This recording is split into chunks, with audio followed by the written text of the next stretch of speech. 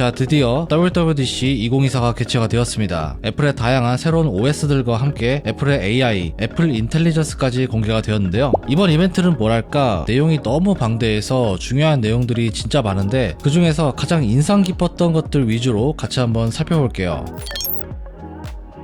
우선 아이폰의 새로운 OS죠. iOS 18부터 보면은 기존의 아이폰 사용자들이 좋아할 만한 새로운 기능들이 생겼습니다. 첫 번째는 홈스크린의 변화인데요. 이제는 앱 아이콘을 사용자가 원하는 위치에 옮길 수가 있게 되었어요. 사실 뭐 이건 기존 갤럭시를 썼던 분들한테는 정말 익숙한 기능인데 아이폰에는 이제야 적용이 된 거고요. 그리고 다크모드를 적용했을 때 앱의 컬러도 조금 더 어두운 톤으로 바뀌게 되었습니다. 거기에다가 아이콘 자체의 색상을 사용자가 원하는 대로 바꿀 수도 있습니다. 이건 개별적으로 적용이 되는 건 아닌 것 같고요. 전체 적용만 되는 것 같습니다. 제어 센터에도 변화가 생겼는데요. 제어 센터를 실행한 다음에 스와이프를 하면 미디어 그룹이 새롭게 나오게 됩니다. 그리고 한 번 더 스와이프하게 되면 또 다른 그룹도 나오게 되고요. 오른쪽 상단에서 스와이프를 하게 되면 좀 더 빠르게 이동도 가능합니다. 제어 센터는 전체적으로 사용자가 원하는 대로 구성할 수 있게 바뀌게 된 것 같습니다. 그리고 앱 잠금 기능도 생겼습니다. 이 기능을 사용하면 페이스 아이디 같은 인증을 해야지만 앱을 열 수가 있습니다. 다른 사람들이 마음대로 여러분들의 사진첩이나 메시지를 볼 수 없게 해주는 거죠. 앱을 잠그는 것뿐만 아니라 앱을 숨기는 기능도 생겼는데요. 앱을 숨기게 되면 이 앱이 히든 앱 폴더에 들어가게 되는데 이 폴더도 기본적으로 잠금 기능이 있다고 합니다. 근데 여기서 궁금한 건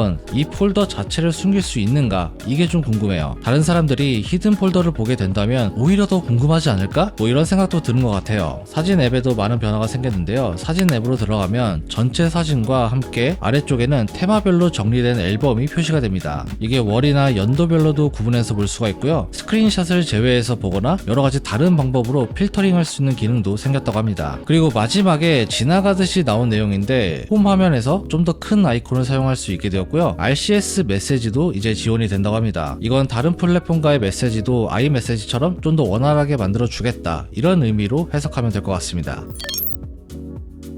에어팟도 업데이트가 되었습니다. 기존에도 에어팟은 음성 분리 기능을 제공했었는데요. 이번에 새로운 음성 분리 기능이 나왔습니다. 기존과 얼마나 다른지는 아직 모르겠지만 당연히 성능도 조금 더 좋아졌겠죠. 이건 제가 기존에도 잘 쓰던 기능이라서 기대가 되고요. 그리고 게임을 좋아하는 분들한테 좋은 기능이 생겼는데 에어팟의 공간 오디오 기능이 이제는 게임에도 적용이 되었습니다.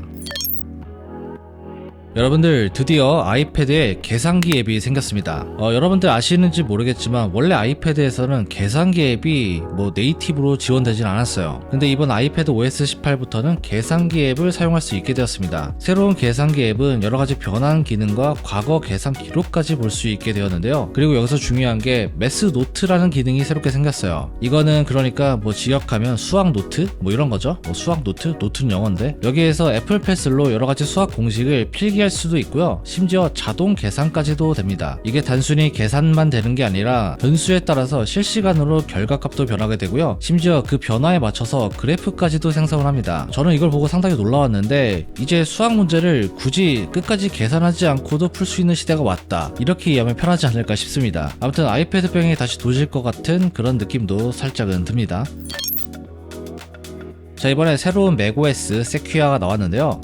이번에 들어간 신기능 중에 가장 인상 깊었던 건 바로 아이폰 미러링이었습니다. 진짜 이거 미친 기능입니다. 진짜 이건 맥을 썼던 사람이라면 대부분 원하지 않았을까, 이런 생각이 드는 기능인데 말 그대로 여러분들의 아이폰을 실시간으로 맥에 띄워놓고 사용할 수 있게 되었어요. 이게 인터넷만 연결되어 있으면 내 아이폰이 바로 옆에 있지 않아도 사용이 가능하고요. 이렇게 아이폰에 오는 알림들, 그리고 아이폰에 있는 앱들, 이런 거를 바로바로 맥에서 사용할 수가 있습니다. 심지어 아이폰에서 음악을 재생하게 되면 맥에서 소리가 나온다고 해요. 그리고 아이폰에 있는 파일들도 실시간으로 맥으로 복사해서 붙여넣을 수가 있게 되었는데 애플 생태계를 사용하시는 분들은 이게 얼마나 편한 기능인지 대부분 공감을 하실 겁니다. 참고로 이렇게 미러링 중인 아이폰은 계속 잠겨있는 상태로 유지가 되고요. 그냥 개인적으로 한 가지 좀 궁금한 점은 딜레이가 얼마나 있을지 좀 이게 걱정이 되긴 하는데 시연 영상에서는 크게 딜레이가 없는 모습이었어요. 이건 저희가 업데이트 영상에서 다시 한번 자세하게 보여드릴게요. 보여드릴게요. 다음은 애플의 자체 AI, 애플 인텔리전스입니다. 이번 WWDC의 핵심이라고 할 수 있는데 내용이 정말 좀 방대해서 정리가 좀 어려웠어요. 그래도 뭐 저희 기준에서 좀 중요하다고 생각되는 부분들을 몇 가지 추려서 정리를 좀 해드릴게요. 애플 인텔리전스는 한마디로 애플의 생성형 AI라고 보면 되는데, 사용자의 컨텍스트, 그러니까 맥락과 행동을 이해해서 그에 맞는 텍스트나 이미지, 그리고 여러가지 기타 작업들을 제공해주는 인공지능입니다. 텍스트 기능은 메일이나 노트, 사파리, 페이지, 그리고 키노트 앱에서 제공이 되고요. 이것뿐만 아니라 타사 앱에서도 제공이 된다고 합니다. 이 기능을 이용하면 자동으로 텍스트를 써주거나 교정해주는 그런 기능을 제공해준다고 합니다. 이번 발표에서 애플은 프라이버시에 대해서 굉장히 신경을 썼다, 이런 말을 했는데, 기본적으로 이 AI 기능은 사용자의 기기 내에서 처리하는 온디바이스 AI 형태로 처리가 되고요. 복잡한 작업 같은 경우는 애플 실리콘에서 만든 서버에서 실행이 되는 그런 구조를 가지고 있다고 합니다. 이 애플 인텔리전스가 시리와 합쳐지게 되었는데, 이렇게 되면서 시리가 정말 똑똑해졌습니다. 한 가지 예를 들면 아이폰이나 아이패드, 맥에 관련된 기능들을 사용자에게 굉장히 좀 자세하게 알려주기도 하고요. 만약에 사진첩에서 핑크색 코트를 입은 친구를 보여달라 이렇게 요청을 하면은 그 친구를 찾아서 보여주기도 합니다. 이 밖에도 사용자의 메일에 있는 항공편을 찾아서 스케줄을 확인해 주거나 사용자의 일정에 따른 목적지와의 거리, 시간 분석 등등, 그냥 사용자가 말 몇 마디만 하면 굉장히 좀 빠르게 시리가 알아서 굉장히 똑똑한 작업들을 해준다고 합니다. 그리고 이번에 플레이그라운드라는 앱이 또 새롭게 생겼는데요. 이거는 이미지를 생성해주는 그런 기능을 제공합니다. 여기서는 애니메이션이나 일러스트, 스케치 중에서 이제 이미지를 선택할 수 있고요. 메시지나 페이지 앱에서 지원이 가능하다고 합니다. 그리고 사진 앱에서는 이제 사용자가 좀 불필요하다고 생각되는 요소를 깔끔하게 제거해주는 기능도 생겼고요. 사진 속 상황을 좀 구체적으로 검색하면 그에 맞는 사진이나 영상을 찾아주는 그런 기능도 생겼습니다. 또 하나 인상이 깊었던 건 바로 통화 녹음 기능이었어요. 굉장히 짧게 언급하고 넘어가서 살짝 좀 아쉽긴 했는데, 여러분들 드디어 전화 앱에 통화 녹음 기능이 들어갔습니다. 이 기능은 녹음이 시작이 되면 상대방에게 알림이 간다고 하고요. 음성 녹음과 함께 텍스트 변환 기능도 제공을 한다고 합니다. 그리고 녹음이 끝나면 요약 기능도 제공이 된다고 해요. 물론 통화 녹음에 있어서 알림이 좀 가는 건 이게 좀 아쉽다 이렇게 생각하실 수 있는데, 어쨌든 이번에 애플에서 전화 앱에 통화 녹음을 넣어줬다, 이게 좀 의미가 있지 않나 생각이 듭니다. 마지막은 챗 GPT인데요. 이번에 새롭게 나온 iOS나 아이패드 OS, 맥 OS 등등 애플 플랫폼 전반에 걸쳐서 GPT-4.5가 구동이 됩니다. 이게 시리에 내장이 되어 있다고 하는데, 예를 들어서 시리한테 음식의 레시피 같은 걸 추천해달라 이렇게 물어보면은 챗 GPT를 통해서 답변을 해주게 됩니다. 이건 이미지 편집이나 글쓰기 모두 가능하다고 하고요. 쉽게 생각해서 애플 제품에 GPT-4.5가 내장이 되어 있다, 이렇게 보면 좋을 것 같습니다.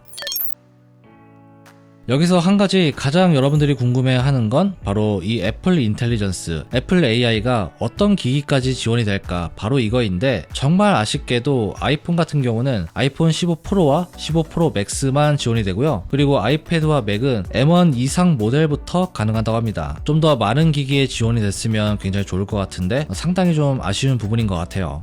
자, 오늘 이렇게 WWDC 2024에 대해서 정리를 해드렸는데요. 저희 나름대로 중요하다고 생각되는 부분들 위주로 말씀을 드렸습니다. 여러분들 더 궁금한 사항이 있으면 아래 댓글에 남겨주시고요. 영상이 좋았다면 좋아요와 구독 부탁드리겠습니다. 지금까지 엄준이었습니다. 다음에 봐요.